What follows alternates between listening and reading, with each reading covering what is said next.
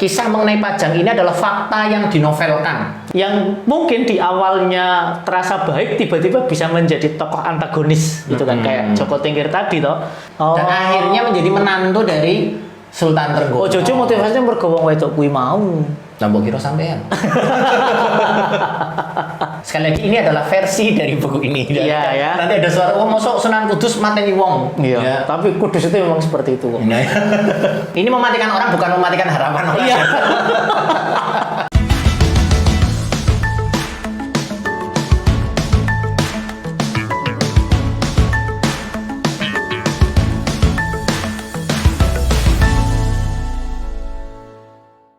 Selamat pagi teman-teman semuanya. Kembali lagi bersama kami di Buka Buku by Presepena.id. Mari membuka dan terus membaca. Hari ini Buka Buku kembali lagi hadir menemani teman-teman semuanya untuk sekedar mendengarkan celotehan-celotehan kami dari ulasan-ulasan buku yang akan kami bahas di konten buku Buka Buku ini. Kali ini hadir di tengah kita seorang pengulas buku yang dia juga sebagai seorang pendidik di salah satu sekolah Islam di Surakarta, ya. Jadi beliau adalah seorang ustadz, guru. Ada seorang ustadz yang ada di salah satu sekolah di Surakarta. Kesempatan kali ini beliau akan membahas atau kita akan mengulas sebuah buku yang dekat dengan kita, sangat dekat. Karena kita domisilinya ada di kota Sukoharjo, tepatnya di Kecamatan Kartasura. Buku yang akan dibahas kali ini adalah Pajang. Pajang, sebuah novel yang menceritakan mengenai apa itu Kesultanan Pajang. Kesultanan Pajang. Jadi buat teman-teman sekalian yang domisilinya dekat-dekat di sekitar Kartasura, apalagi berada di Pajang, stay tune terus untuk mendengarkan celotehan-celotehan kita. Baik. Karena Mas Giri itu sebelumnya sudah ada di konten kita sebelumnya, jadi kita nggak perlu lagi kenalan gitu ya. Jadi nanti teman-teman kalau mau mendengar ulasan siapa itu Mas Giri di video konten sebelumnya. Begitu ya Mas Giri ya. Orangnya masih sama, jenggotnya masih sama, kaosnya juga sama dengan sebelumnya. Jadi kita memang menyeting biar sama gitu ya. Oke teman-teman sekalian, kita langsung saja masuk ke pembahasan yang pertama. Seperti biasanya kita mau cari tahu dulu sih, pripun atau apa yang menyebabkan seorang Mas Giri ini memilih buku Pajang untuk dibaca, dan ada kisah di balik apa, mengapa menemukan buku ini seperti itu Mas. Kalau biasa nih ngono kan. Oke, terima kasih. Nanti bahasa kita campuran ya. Iya. Buku Pajang, Rodo lali ya Mas. Saya sedikit lupa beli di mana ya. Entuk sombong atau? Enggak. Bukuku kan. Kayaknya kan gonku deh. Ini belum pernah didol. Jangan terlalu keras. Ya tidak begitu banyak ya. Saya lamat-lamat tidak begitu ingat di mana mendapatkan buku Pajang. Seingat saya, buku ini saya dapatkan di Wholesale FKIP. Oh ya. Kita tahu lah ya, Wholesale itu bagaikan oase di tengah kegersangan uang jajan kita untuk menyisihkan untuk bisa membeli buku ya. Emang punya uang jajan? Bukan kayak uang makan semua ya, gak ada uang jajan. Uang hidup. Waktu itu saya tidak tahu mengenai Pajang. Saya tidak tahu mengenai Pajang. Yang saya tahu ini loh Mas, tulisannya nih, ono tulisan memudarnya senyuman Dewan Wali Songo. Nah, kenapa saya tertarik? Karena nama saya kan ada di salah satu daftar Wali Songo. Sunan Giri. Jadi Jojo bahas Sunan Giri gitu. Kemudian tertarik untuk membeli itu. Jadi justru bukan judulnya ya, bukan Pajangnya ya. Bukan Pajangnya, tapi ada apa ya, catatan kaki atau tulisan kecil di sini yang kemudian membuat saya tertarik. Yang kedua tentu yang tertarik berarti adalah harga lah ya. Kita tahu Wholesale harganya cukup miring kalau tidak bisa dikatakan rubuh. Dari 5.000 sampai 20.000 rupiah paling maksimal. Masih toh? Masih ya. Masih. Sepertinya. Saya kan 10 tahun di kampus, tahu lah perkembangannya. Saya tidak berusaha membuka itu. Itu jadi saya ingat saya itu pertemuan saya dengan buku berjudul Pajang ini sampai kemudian saya baca dan isinya memang saya bagus ya. Kemudian membuat saya kemudian mencintai beberapa cerita-cerita sejarah yang lain. Yang lainnya, oke. Jadi memang pertemuan seseorang dengan buku itu memang perlu diulas sedikit sih ya, karena ada yang mengatakan bahwa buku itu akan menemukan pembacanya sendiri seperti. Jadi saya yakin buku Pajang ini tuh menemukan Mas Giri sebagai calon pembacanya untuk akhirnya dia datang di situ untuk mengulasnya bersama kita semuanya. Ya, bagus sekali kata-kata saya ya. Oke Mas Giri, kita kayaknya langsung ke ini deh, isi bukunya gitu Mas. Iya. Kayaknya lebih baik ke ini ya dulu sih, cerita besarnya ke apa, terus nanti kita ngobrolin detail-detail kecilnya seperti itu. Iya. Yang pertama mungkin disclaimer ya, kita mengklaim bahwa apa yang akan nanti kita sampaikan itu adalah versi dari buku ini. Oke, versi buku ini. Karena cerita mengenai Pajang, kemudian Sultan Hadiwijaya, kemudian Arya Penangsang itu sedikit sensitif. Iya. Sedikit sensitif. Nanti sebutkan juga siapa Hadiwijaya, siapa itu Penangsang gitu ya. Nah, iya. Nah, jadi apa yang akan kita bahas adalah versi buku ini. Jika nanti kemudian muncul komentar-komentar yang lain, mungkin referensi yang berkomentar itu adalah referensi buku lain. Betul. Nah, ini ada disclaimer terlebih dahulu. Baik.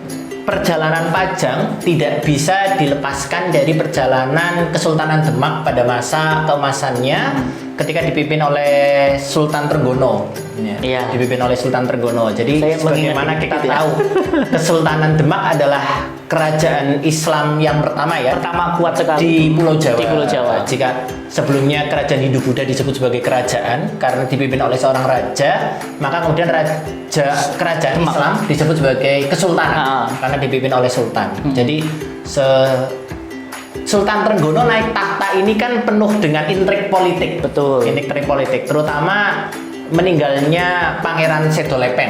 Ya. Jadi Pangeran Sedolepen ini kan sebenarnya dianggap sebagai pewaris sah tahta setelah Sultan Patiunus. Ya, setelah Raden Patah. Raden Patah kan digantikan Sultan Patiunus. Sultan Patiunus kan tidak punya anak. Hanya dia punya adik-adik. Nah, adik laki-laki yang kedua, karena adik yang berikutnya itu kan perempuan, ya, perempuan kemudian dinikahkan. Nah, kemudian adik laki-laki yang kedua ini kan sebenarnya paling berhak, Pangeran Sedolepen.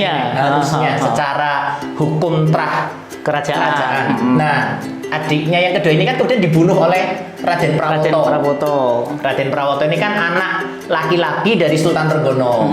Nah, dia dibunuh di tepi sungai sehingga kemudian disebut sebagai Pangeran Sedolepen. Ya, atau Pangeran Sedo Ing Lepen. Jadi pangeran yang meninggalnya di tepi sungai. Tepi sungai lah.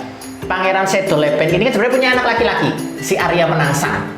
Nah, nama Arya Penangsang ini cukup terkenal ya kalau di berbagai bagi sejarah-sejarah ya, bagi teman-teman yang ingin atau cinta terhadap Arya Penangsang bisa membaca karyanya Mas Nasirun Purwokartun. Dia membahas Arya Penangsang sampai 7 seri kalau tidak salah. Nah, seharusnya ketika Pangeran Sedolepen meninggal, seharusnya yang sah kan si Arya Penangsang. Nah, tapi kan kemudian Sultan Trenggono naik tahta yang menobatkan dirinya menjadi Sultan dari Kesultanan Demak. Dan tidak bisa kita pungkiri bahwa fakta sejarah menyebutkan dan tidak bisa dipungkiri ya bahwa Sultan Trenggono ini membawa Kesultanan Demak pada era kejayaannya. Iya. Seperti itu. Nah, ini tidak bisa kita sanksikan dan kita pungkiri. Nah, artinya juga kejayaan-kejayaan di Demak itu juga berkaitan juga dengan persebaran Islam kala itu ya. Karena memang ada Dewan Wali Songo ya yang kemudian membackup itu. Waktu itu yang masih eksis di zamannya Sultan Trenggono itu tinggal 3 ya, ada Sunan Kudus, Sunan Giri, ya, kemudian ada satu lagi siapa ya? Intinya tapi yang dekat banget itu ada Sunan Kalijogo yang jelas paling muda ya. Yang paling muda tapi tiga-tiganya itu tidak ada di Demak ya. Jadi Sunan Giri di Giri Kedaton di Gresik, ya Sunan Kudus ya ada di Kudus ya. Kemudian Sunan Kalijogo juga tidak ada di Demak. Berarti pas pendirian Masjid Agung Demak itu di situ nggak ada. Masjid Agung Demak kan sejak zamannya Raden Patah. Sebelum berarti Sunan Kudus. Sebelum ini siapa namanya? Sebelum Sultan Trenggono jauh berarti. Arsitek Masjid Agung Demak itu Sunan Kudus. Berarti itu pertama kali ini ya bukan perseteruan, pertemuan antara Islam dengan saat itu Sultan itu sudah Islam belum? Sudah Sultan Raden Patah sudah Islam ya, karena meskipun banyak cerita yang mengatakan Raden Patah ini anak dari Brawijaya ya masih inilah. Yeah. Masih iki Islam to. Piye ya iso ra ya tak gawe dadi agama negara gitu kan. Sebenarnya ngomong Islam di Jawa sebenarnya sejak era Majapahit pun Islam sebenarnya sudah masuk ada, karena bukti-bukti bahwa banyak makam yang bertuliskan Islam ya. Sebenarnya waktu itu Islam sudah ada sejak zaman Majapahit, hanya belum diakui sebagai agama negara. Sebagai negara. Artinya ketika itu agama negara masih Hindu-Buddha lah ya sebagai salah satu Iya, negara. tapi Islam diakui keberadaannya, Keberadaannya. tidak dilarang. Seperti itu. Oke, lanjut ke buku. Lanjut ya, dari Sultan Trenggono ya, era-era Sultan Trenggono akhir. Kemudian Jaka Tingkir ya. Waduh, Joko Tingkir iki. Joko Tingkir Filmnya itu- enak ning RCTI zaman biyen. Joko Tingkir itu mengabdi sebagai salah satu tamtama ya, salah satu apa sih prajurit lah, prajurit pilihan ya di Kesultanan Demak ya. Ini Demak. Ya mungkin tertarik saja ya waktu itu, maksudnya oh ada sultanan membuka peluang untuk mengabdi, akhirnya dia mengabdi. Dan ternyata Joko Tingkir ini bukan orang sembarangan. Iya. Ketika di Lurut Trahnya, Joko Tingkir ini adalah putra dari Ki Kebo Kenongo. Ya. Ki Kebo Kenongo ini Raja Pengging. Raja Pengging ya. Raja Pengging. Dan ternyata Ki Kebo Kenongo ini anak dari Brawijaya juga, anak Brawijaya 5. Nah, Brawijaya duwe punya- trah rojo berarti ya? punya terah raja. Jadi Joko Tingkir ini ya merupakan anak dari Ki Kebo Kenongo. Kenongo, ya. Nah, ini kan menciptakan konflik ya. Jadi Ki Kebo Kenongo ini pernah didatangi Patih Wonosolo ya. Patih Wonosolo itu patihnya Sultan Trenggono. Diminta berbaiat lah ya. Menyerahkan lah ya. Berbaiat, mengakui kekuasaan Sultan Trenggono. Jadi karena waktu itu si Kebo Kenongo ini belum berbaiat, Jadi cuma datang mengakui kekuasaan dan itu cukup kok sebenarnya. Tapi waktu itu si Kebo Kenongo ini tidak datang dalam 3 tahun tidak datang. Bahkan Ki Kebo Kenongo ini dekat sekali dengan Syekh Siti Jenar. Iya, iya. Dekat banget dengan Syekh Siti Jenar, punya teman ada Ki Ageng Butuh ya. Ada Berarti alirannya aliran sufistik ya? adanya sofistik. Manunggaling kawula Gusti. Iya, Jadi nyebut Syiah mana itu? Enggak apa-apa. Di sini bebas. Nyebut Syiah. Atau kemudian banyak orang yang mengatakan Syiah seperti itu. Nah, jadi ya, putra dari Ki Bung Kenongo, kemudian bernama sebenarnya ketika lahir diberi nama Mas Karebet. Ya, ya. Bernama Mas Karebet.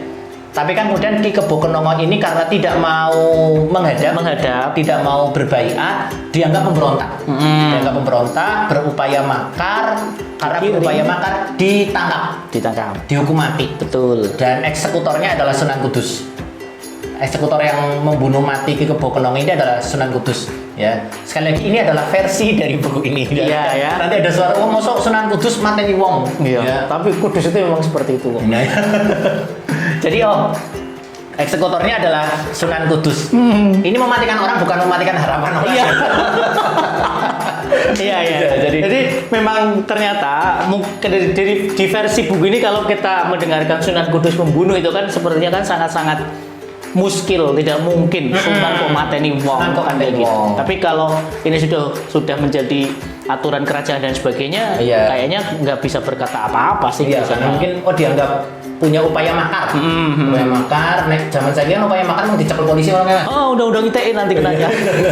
Dari saya waktu itu dibunuh ya, kemudian dibunuh. Hingga kemudian Mas Karebet ini diasuh oleh Ki Ageng Tingkir.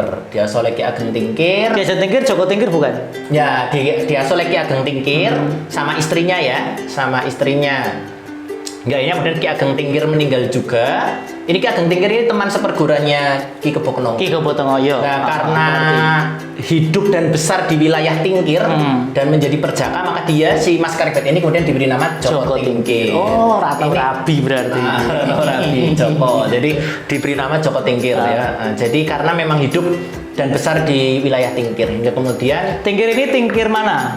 tidak dijelaskan ya, mungkin maksud Tingkir di sini adalah Tingkir Solo Tigo mungkin ya. Mungkin ya. Kalau kita Yang paling lihat dekat secara geografis ya, Demak, Tingkir, betul, Demak, betul. ya itu jadi yang mungkin yang dimaksud, karena di sini tidak dijelaskan Tingkir yang dimaksud Tingkir. Tingkir. Kita beranggapan Tingkir yang dimaksud di sini ada Tingkir Solo Tigo. Daerah Solo yang sekarang ada di salah satu daerah di Solo Tigo ya. Nah, jadi maka disebut sebagai Joko Tingkir. Mengabdilah si Joko Tingkir, kemudian jatuh cinta dengan putri tunggal dari Sultan Trenggono ya, Ratu Mas Cempoko ya. Jadi ya wajar ya jatuh cinta, ternyata tidak bertepuk sebelah tangan, hingga kemudian Joko Tingkir melakukan sebuah kesalahan besar. Jadi waktu itu ada rekrutmen karyawan baru di kerajaan. Hingga kemudian muncul orang yang sudah sebenarnya terkenal sangat sombong ya, bernama Ki Dadung Awuk. Ya. Ki Dadung Awuk ini terkenal sangat sombong dan intinya sudah punya sejarah. Ki wong kok sombong tenan. Kemudian mendaftar. Kemudian beromong besar menghadap Joko Tingkir, dan Joko Tingkir tersulut emosinya yang mungkin lagi sedang bekerja lelah dan sebagainya. Kemudian Joko Tingkir bilang, kalau kamu bisa menahan suduk ini ya, mungkin keris mungkin ya, maka kamu akan diterima menjadi prajurit Tamtama. Karena waktu itu kepala pemilihannya ya prajurit itu adalah Joko Tingkir. Nah, kemudian ditusuk dan tidak dong apapun, ya coba saja ya, karena dia merasa dirinya kebal.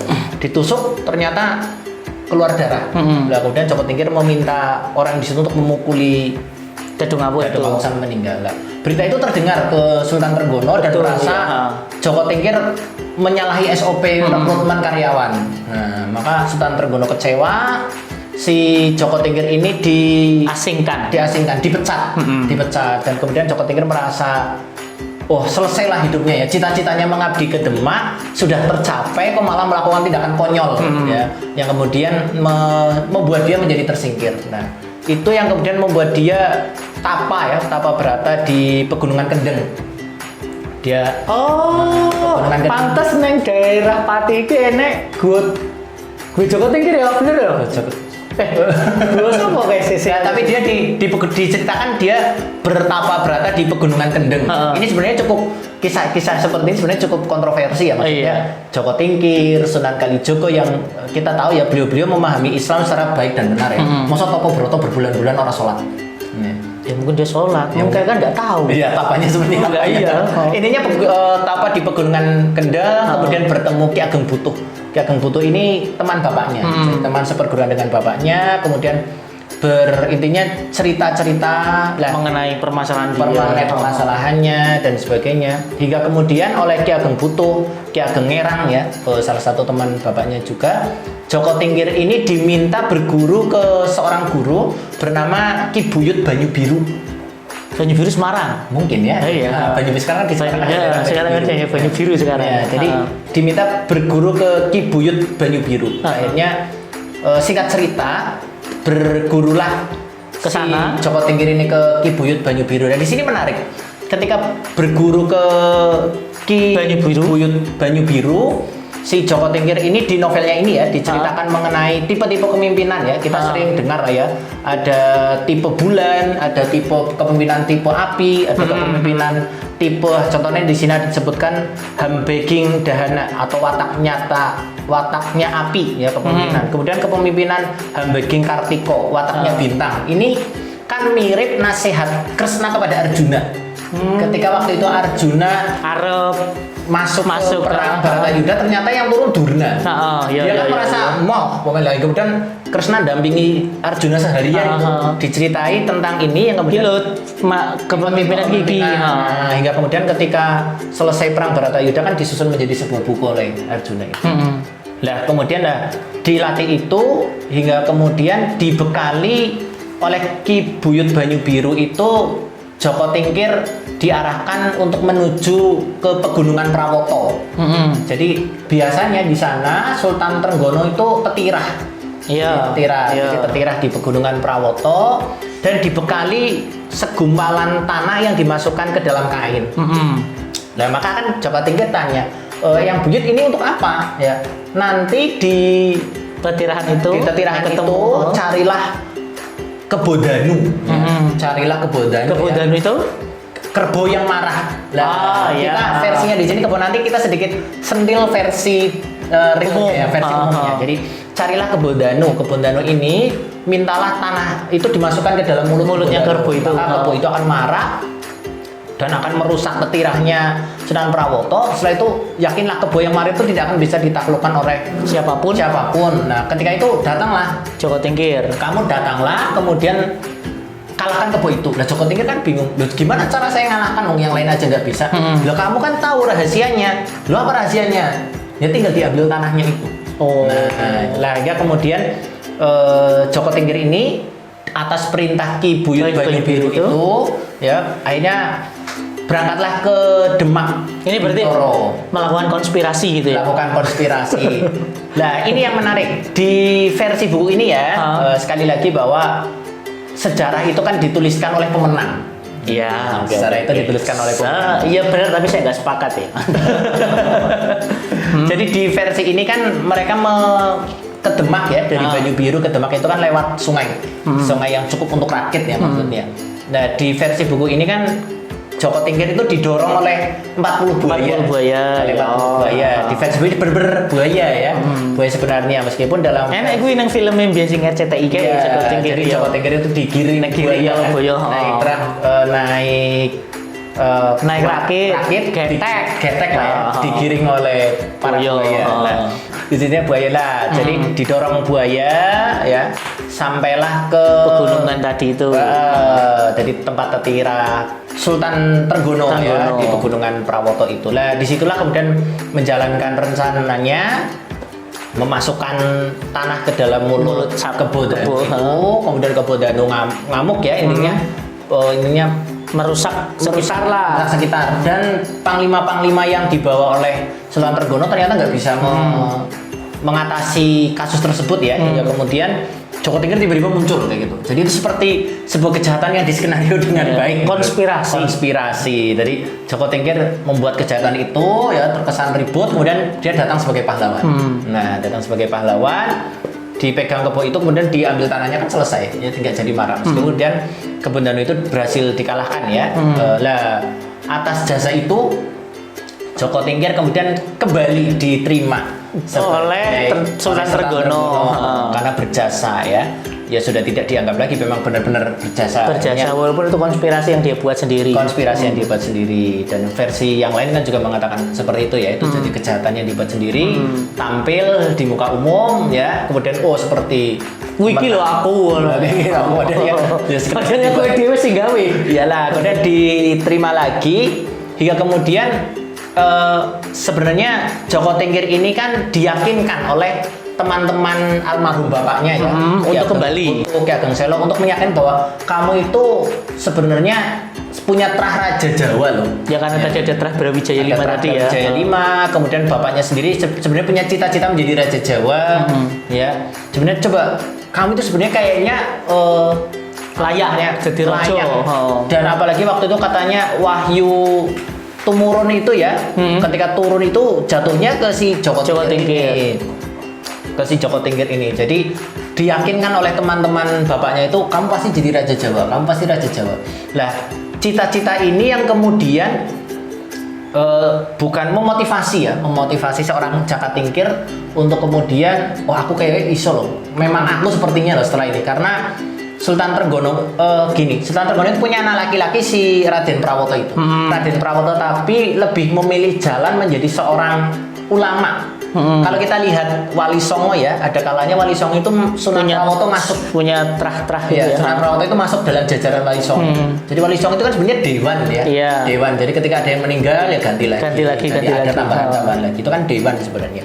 Nah, Sunan Prawoto itu masuk. Jadilah ketika hingga kemudian ya, singkat cerita, Joko Tingkir karirnya terus naik karena memang dia berbakat ya, bukan karena orang dalam. Nah, kemudian hubungannya dengan putri Sultan Trenggono itu direstui dan akhirnya menjadi menantu dari Sultan Trenggono. Jojo motivasinya bergowong wedok kuwi mau.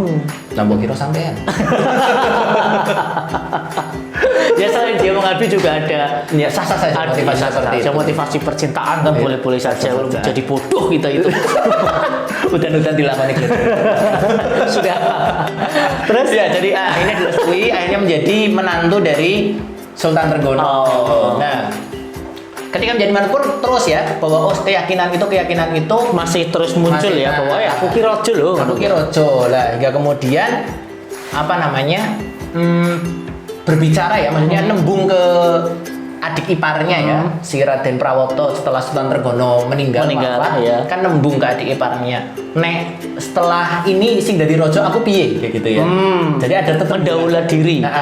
Di luar Kesultanan area Penangsang udah ancang-ancang iki. Iki kudu dihancurkan iki. Aku setelah Sultan Trenggono meninggal aku kudu karena adine. Karena dia kan sebenarnya bapaknya yang sah. Iya ya, Nah, bapaknya tapi duwe trust itu toh. punya trust. Jadi sebenarnya bapaknya yang trust, hanya kan aku sih sebenarnya jadi Sultan Demak kan jadinya si Arya Penangsang itu. Ya, sekali lagi yang kita bahas adalah versi ini Versi karena buku ya. buku, karena di luar sana kita tidak bisa memungkiri ada orang yang sangat mengagumi sosok Arya Penangsang Arya ataupun Penangsang. Joko Tingkir Kita juga. pun mengagumi. Iya, kita saya pun juga mengagumi mengagumi Arya sosok Penangsang. seorang Arya Penangsang. Nah, jadi nembung ke Raden Prawoto dan ternyata di luar dugaan Raden Prawoto menyemanggakan. Monggo Kang Mas, enggak apa-apa wong saya sendiri enggak niat kok jadi raja. Aku pengen jadi ulama wae. Jadi nggak rame. Jadi proses perpindahan dari Demak ya ke nanti ke Joko Tingkir itu nggak rame, dan si Sunan Prawoto itu diberi jabatan adipati. Iya. Nah, Iya. kemudian untuk menandai ini kan sebenarnya koyo trahnya belok ini ya. Ya dari tracing aene terus dihancurkan, sing kene pengen duwe warisan, pengen rebut meneh. Iya, lah ini kan caranya dari Sultan Trenggono kan ke Raden Prawoto. Ini kan belok sedikit Iya. ke Joko Tingkir. Ke menantunya kan nggak lazim ya dalam trah kerajaan atau kesultanan kan nggak lazim lah. Untuk menandai perpindahan kekuasaan itu agar semakin syah, maka Joko Tingkir memindah kekuasaan dari awalnya Demak, kemudian pindah ke Pajang Kertosuro ya sekarang. Ya, sekarang Kartosuro. Banyak ahli sejarah menyayangkan kepindahan ini karena kalau kita lihat sejarahnya ya, kerajaan-kerajaan besar atau kesultanan-kesultanan besar itu selalu berada di daerah pelabuhan, daerah pesisir, daerah pinggir kali, pinggir sungai, pinggir laut lah ya, pinggir laut. Kita lihat saja lah Jakarta, Samudra Pasai, Sriwijaya, Majapahit ya, maupun bahkan dulu kan Selat Malaka diperebutkan sangat ramai. Sangat ramai. Jadi dulu memang daerah pesisir ya, terutama daerah-daerah pelabuhan. Bahkan kalau makanya sekarang IKN pindahnya juga di tepi-tepi laut juga ya. Kita kembali ke buku ini. Jadi sebanyak kesalahan yang jadi banyak ahli sejarah yang menyayangkan. Jadi seakan perpindahan dari Demak ke Pajang itu melemahkan ya, melemahkan secara geografi. Dari segi geografi. Karena bahkan kalau kita menengok kerajaan-kerajaan di wilayah timur pun ya, Buleleng contohnya, itu pun mempunyai hukum tawan ngarang ya, yang sangat terkenal. Jadi perpindahan kekuasaan ini kemudian ditandai dengan bergelarnya ya, jadi Joko Tingkir berubah jadi apa? Sultan Hadiwijaya. Oh, Sultan Hadiwijaya itu adalah jabatan dari Joko Tingkir. Gelar. Biasanya raja itu setelah menjadi orang biasa menjadi raja itu punya gelar. Punya gelar kayak kalau mungkin Pak Kubuwono, Hamengkubuwono itu gelar kan? Itu kan gelar. Jadi kalau itu kemudian Joko Tingkir bergelar Sultan Hadiwijaya. Maka kekuasaan Pajang kemudian tidak terlepas dari konfliknya dengan Arya Penangsang. Arya Penangsang tetap pengen wae. Iki kira lemahku, iki kira beres. Arya Penangsang ki koyo wong kalah pemilu ngono lho. Iya, tapi aja pengen banding. Akhirnya yo kalah wae. Jadi banding. Nah, jadi ini iki ra beres iki. Malah pindah Pajang ya. Kemudian perseteruan antara Sultan Hadiwijaya atau Joko Tingkir ya, kita slash ya. Kita kembali sekarang Joko Tingkir kita sebut sebagai Sultan Hadiwijaya dengan Arya Penangsang itu berlangsung cukup panas. Nah, inilah kemudian yang beberapa buku sejarah memversikan Arya Penangsang sebagai sosok antagonis, sebagai pemberontak. Karena sekali lagi mau gimana pun kan kita ngomong ke Sultan. Iya, Sultan adalah ya pokoknya trendsetternya di beliau lah. Iya, kita kan mikul dhuwur mendem jero lah. Masa ya Sultan kita kisahkan rusuh ya, dia ngambil tanahnya, konflik dan sebagainya, kan tidak ya. Kita ngomong kayak mau gimana pun kan Joko Tingkir itu menjadi Sultan Hadiwijaya pun dengan jalan yang sah kayak gitu ya. Dan tidak ramai. Dan tidak ramai. Jadilah perseteruannya dengan Joko Tingkir perseteruannya dengan Arya Penangsang mencapai puncak ketika Arya Penangsang menantang perang terbuka. Iya. Kita bisa menantang perang terbuka. Waktu itu diskusi dengan para patih-patihnya dan penasehat mengatakan bahwa nggak pantas deh kayaknya si Sultan Hadiwijaya ngurusi masalah kayak gini kayak gitu. Gimana kalau yang lain saja ya, waktu itu ada patih-patihnya termasuk di dalamnya adalah Danang Sutawijaya. Iya, Danang Sutawijaya. Ya, sip. Ya, Danang Sutawijaya yang waktu itu ada di Kesultanan Jajaran, Pajang. salah satu jajaran Patih lah Salah mungkin satu ya. jajaran Patih, ada Danang Sutawijaya. Di mana waktu itu di versi lain juga dikatakan bahwa siapa yang kemudian berhasil mengalahkan Arya Penangsang maka akan diberikan tahta Patao ya. Patao itu Pati Mataram. Jadi akan diberikan tanah Pati Mataram karena waktu itu Pati Mataram kan di bawah kekuasaan Pajang ya. Ya, ininya Karena pemilihan Demak tadi ya. Ya, Tapi karena- saat itu Demak masih ada itu ya enggak? Adipati, jadi levelnya kabupaten. Oh, jadi turun Levelnya. Jadi pusat pemerintahannya ada di Pajang. Pajang. Ya, jadi Demak masih ada, mungkin pusat ekonominya. Ini mungkin seperti perpindahan ibu kota negara seperti ini. Oh iya, Pusat ekonominya tetap Jakarta, tapi pusat pemerintahannya nanti ada di ibu kota negara ibu kota baru. Nusantara. Ya, yang ternyata- dikatakan cacat konstitusi itu. Betul, yang juga ada korupsinya juga ya. Oh ya, lanjut ke Pajang. Silakan. Nah, jadi lah, maka kemudian si konflik ini berlangsung ya, kemudian singkat cerita ya si Arya Penangsang terbunuh. Kalah lah ini kalah, ya. ditusuk oleh si Danang Sutawijaya itu. Di versi buku ini sekali lagi sampai ususnya terburai, ususnya terburai ya. Jadi ususnya terburai, kemudian Arya Penangsang meninggal ya, hingga kemudian Sultan Hadiwijaya bertahta di kerajaan, tetap bertahan di kerajaan Pajang di itu. kerajaan Pajang. Saya kira seperti itu sih kisah dari buku ini, dari Kesultanan Pajang. Oke, jadi memang ini nanti editor ya, tolong nanti di sini dikasih green screen gitu ya. Jadi nanti ditulis ininya apa namanya, struktur dari raja mana kemana bertarung dengan siapa gitu ya. Pusing kita kalau baca silsilah kerajaan gitu tuh emang Iya, pusing pusing. kalau nggak ada chartnya gitu loh. Gak ada tulisan. Karena kalau teman-teman nonton Game of Thrones sama aja itu kan, sesi 1 yang bertikai ini dengan ini, di season kedua yang bener berubah jadi jahat ya kan. Versi semua kerajaan saya kira seperti itu. Seseorang yang mungkin di awalnya terasa baik tiba-tiba bisa menjadi tokoh antagonis gitu kan, kayak Joko Tingkir tadi toh. Dulunya bagus, terus akhirnya dia membuat sebuah konspirasi agar dia bisa kembali lagi menjadi seorang pegawai lah bahasanya, atau menjadi seorang pengabdi sebuah kerajaan seperti itu. Oke gitu. Nah, yang sebenarnya kita banyak tanya itu kan, kerajaan Pajang itu kan cukup sebentar Mas ya. Sangat sebentar. Dulu banget loh karena berapa tahun kalau di buku ini diceritakan nggak Mas? Enggak diceritakan. Jadi tidak diceritakan keruntuhan Pajangnya nggak ya? Enggak. Jadi enggak, kan perpindahan ya. Artinya yang terjadi kan perpindahan dari Pajang Pajang kemudian ke Solo. ya, atau kita menyebutnya sebagai Mataram Islam. Mataram Islam. Mataram Islam. Jadi ya mungkin persis kasusnya seperti Demak ke Pajang. Jadi, Sama ya sebenarnya pada dasarnya ya. Berbeda dengan kasus perpindahan Majapahit ke Demak kan diwarnai konflik keruntuhan dari Hindu ke Islam gitu ya. Kita menikmati pertarungan, kok menikmati itu. melihat Keruntuhan Majapahit. keruntuhan Majapahit itu terlihat keruntuhan Majapahit di Brawijaya 5, meskipun kemudian ada Brawijaya 6 tapi sudah secara politik tidak begitu Tidak kuat. ya. Pokoknya sejak kan gonjang-ganjing itu mulai muncul sejak Hayam Wuruk lah ya. Hayam Wuruk, oke ya. Kan Yang kita dari Jawa Timur akhirnya pindah ke Jawa Tengah kan, ibarat kalau segi secara geografis ya gitu kan. Akhirnya mulai gonjang-ganjing. Nah, kita kan melihat lah ya, melihat runtuhnya Kerajaan-kerajaan itu. benar-benar runtuh, benar-benar akhirnya hilang. Berbeda dengan kasusnya Demak ke Pajang kan kita tidak melihat keruntuhan baik di Demak ataupun tidak. Pajang ke Solo kan tidak ada keruntuhan di tidak ada situ ya. keruntuhan. Yang ada adalah Perebutan. perpindahan administrasi lah. Ketika Sultan Hadiwijaya menjadi raja untuk mengesahkan kepemimpinan, nek aku neng Demak, ketoknya kok rono bedane ya, rono bedane kerajaan. Aku nanti seperti aku ya kayak Sultan Demak, padahal dia pengen menjadi sultan yang baru loh, bukan Sultan Demak, tapi mempunyai kesultanan yang baru. Akhirnya dia memindah kekuasaan Dari Demak ke Pajang. Lah kemudian Demak dibiarkan. Wis kowe rono tetep tapi turun jadi kabupaten. Kadipaten lah ya. Kadipaten yang khusus. dipimpin waktu itu oleh Sunan Prawoto, ke anak laki-laki dari Sultan Trenggono itu. Seperti itu. Ya, saya bukan termasuk penikmat sejarah yang maniak gitu kan. Jadi ya hanya sekedar tahu saja, hanya sekedar tahu bahwa itu kan nanti masuk di ini apa namanya? Apa sing buku Jawa itu sing apa? Babat. Babat Tanah Jawa kan ada juga kan. Di dalamnya ada tapi Tapi di Babatan Hijau juga tidak terlalu detail.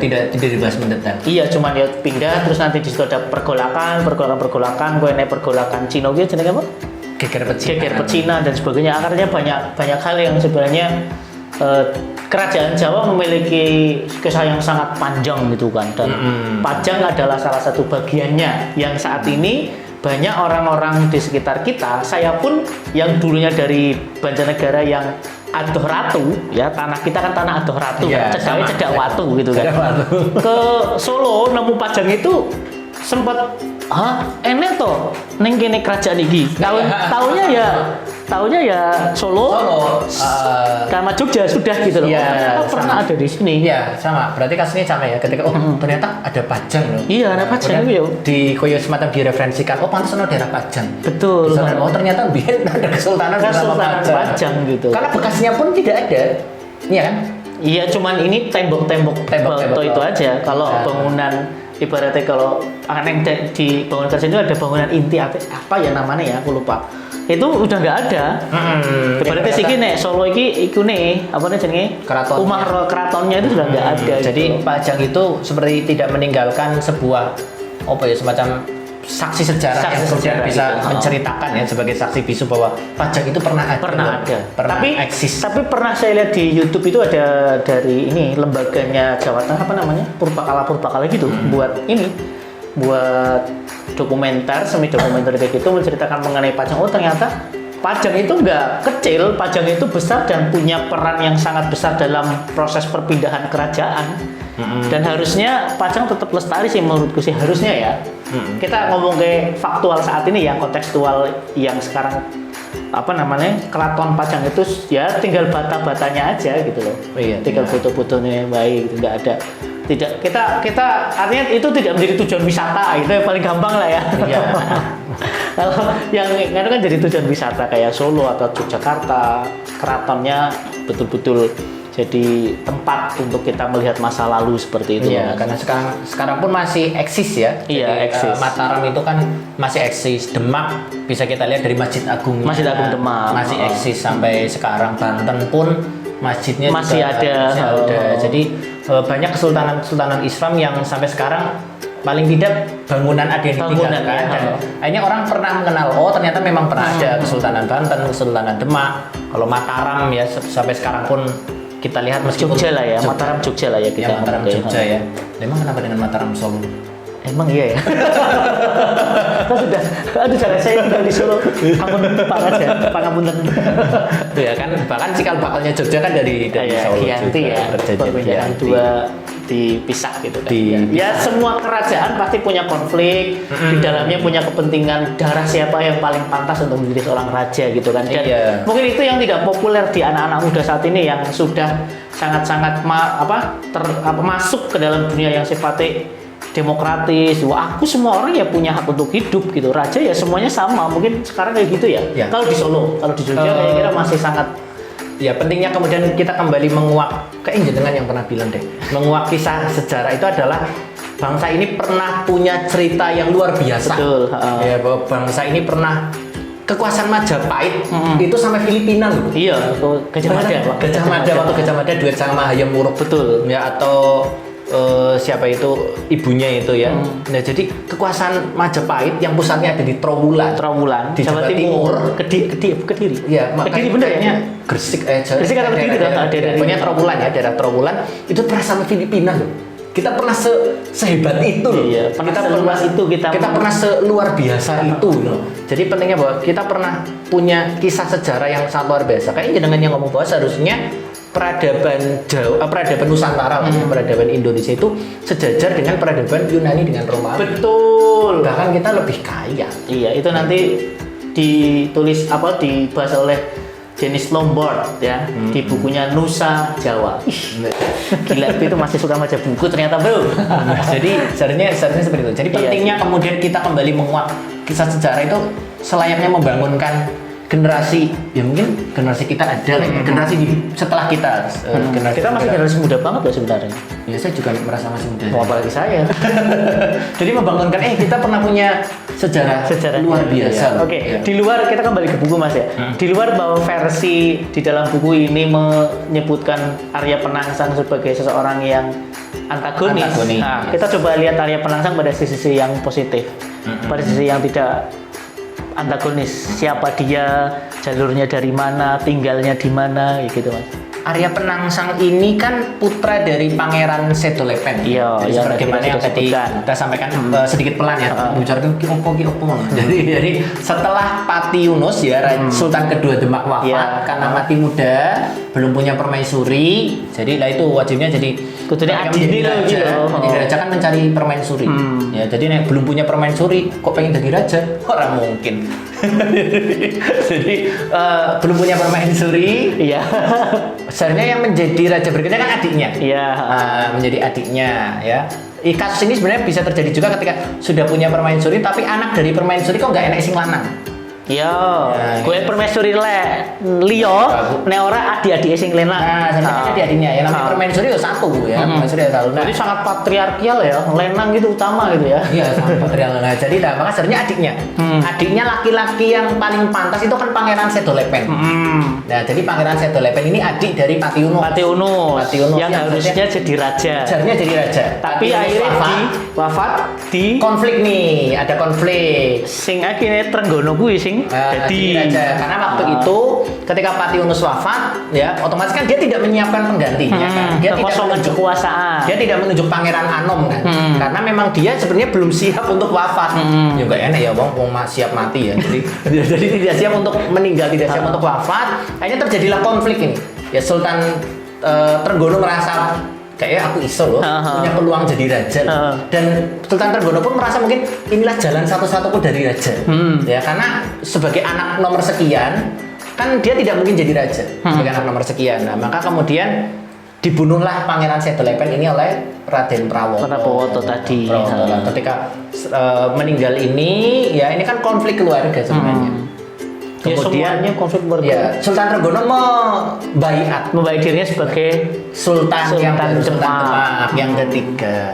Nah maka Arya Penangsang kan sebenarnya yang sah nih, sah memegang tahta Sultan Demak Kekuasaan. setelah Pati Yunus. Maka Arya Penangsang bukan dihantu ya, menganggap dirinya itu harus menuntut haknya karena tahta Demak itu adalah haknya. Seperti itu lah. Maka tapi sekali lagi jika ingin menguak sosok Arya Penangsang paling total itu baca bukunya Mas Nasirun Mas Nasir Purkanten ya. itu membahas Arya Penangsang sampai 7 seri saya ini Mas. Itu novel juga. Novel juga ya. ya. Jadi kisah mengenai Pajang ini adalah fakta yang dinovelkan. Iya. Ya, jadi tidak semuanya dialog yang ada di dalamnya, kejadian yang ada di dalamnya itu benar sesuai fakta. Ya, tapi dinovelkan agar mudah dipahami oleh sebagai orang muda yang ini ya. Iya, ya, kalau seperti- kita baca buku sejarah kan terlalu terlalu struktural banget menurut. Iya, terus struktural dan terlalu kaku dan mungkin menovelkan sejarah itu bagian dari seorang sejarawan untuk mengenalkan sejarah pada kaum muda saat ini gitu. Dengan lebih mudah. Dengan lebih mudah walaupun juga banyak kritik juga ya. Artinya jangan membabi buta ya wis dibaca tok tanpa melihat referensi yang lain gitu kan. Iya. Jadi membaca juga harus cermat juga mencari referensi yang lain untuk menguatkan dari apa yang sudah kita baca itu. Betul ya. Oke, teman-teman sekalian. Jadi hari ini saya jadi teringat kembali untuk belajar lebih mendalam lagi untuk membaca sejarah, terutama kerajaan-kerajaan yang ada di Indonesia. Terutama kalau saya pengen melihat dari versi Islamnya gitu kan. Jadi berangkat dari Demak ya dulu gitu kan. Pengen suatu ketika kita nanti ke Masjid Demak lah ya untuk mereferensi bagaimana atau melihat sebenarnya bagaimana sih bukan perjuangan ya, bagaimana sih perpindahan kekuasaan dari era ke era di tanah Jawa ya, kalau kita sebagai orang Jawa di tanah Jawa ini seperti. Dan Pajang memiliki peran penting sebenarnya karena dia di situ ada Joko Tingkir yang sebenarnya tadi saya ingin membahas Joko Tingkir juga sebagai salah satu peletak dasar Basa Jawa gandean. Aku kowe, kalau kita sebagai orang yang ada di mana Jawa di Tengah Jawa bagian Tengah bagian barat yang atur ratu itu kan ngapa, Ngapa? lebih terbuka, dan di beberapa buku yang saya baca Joko Tengger adalah peletak pertama kalau bahasa bukan resi ya anggap aja sebagai ilmuannya dulu untuk membuat bahasa gandean yang lebih halus, aku, kowe gitu kan, yang terinspirasi dari para pelayan ketika itu yang ngomong ke raja itu sangat halus seperti itu. Tapi someday mungkin kita bisa membahas itu, karena juga raja tidak sekedar bagaimana dia berkuasa, tapi juga dia juga membuat sebuah kebudayaan di dalamnya. Nah, bahasa adalah salah satu kebudayaan di dalamnya seperti itu ya. Jadi kalau kita kan sama-sama orang bahasa itu ya, someday kita bisa membahas itu. Oke, teman-teman sekalian, kalimat terakhir untuk para pendengar, para pembaca, dan juga para pemirsa di Buka Buku ID, kenapa mereka harus membaca buku ini, Mas? Nggak harus sebenarnya, Mas. Diharapkan. Ya, diharapkan membaca Kenapa buku ini. diharapkan itu? Seperti tadi ya, bahwa kita pernah punya sejarah yang luar biasa. Kalau kemudian bukan kita yang mencintai, ya siapa lagi? Jangan kemudian menjadi panik, menjadi geger ketika sudah dipek wong liya. Iya, betul. Jadi kadang kan kita kayak itu ya. Jadi geger ya ketika sudah diakuisisi oleh orang lain. Tapi ketika dia ada di samping kita, kita tidak mencintainya. Betul. Ketika dimiliki oleh orang lain, tiba-tiba geger ya. Betul. Nah, dan buku ini menghadirkan versi lain cara memahami sejarah. Iya. Ya, kalau buku-buku babat akan sangat struktural ya, berawal dari tahun munculnya raja-raja yang pernah memimpin, peristiwa penting, puncak kejayaan, penyebab keruntuhan, sampai tahun runtuhnya, dan sangat struktural. Novel ini menarasikan itu. Iya. Menarasikan itu, jadi lebih enak Lebih enak untuk dibaca. lebih enak untuk dibaca di waktu-waktu senggang. Kalau babat itu kan kita butuh effort yang sangat kuat ya. untuk memahami itu. Seperti itu. Oke, gitu teman-teman sekalian. Jadi silakan nanti yang mau memiliki buku Pajang ini bisa dimiliki. Bisa juga, ini penerbitnya adalah Flashbook ya. Jadi nanti bisa dicari dan mampir di divapriceonline.com. Salah satu penerbit yang ada di Yogyakarta. Satu penerbit yang banyak sekali menerbitkan buku-buku kisah masa lalu, kisah sejarah. Betul, kisah sejarah. Jadi silakan nanti untuk bisa melihatnya. Dan itu buat teman-teman sekalian, terima kasih sudah mendengarkan kami di bukabuku.id. Mari membuka dan terus membaca.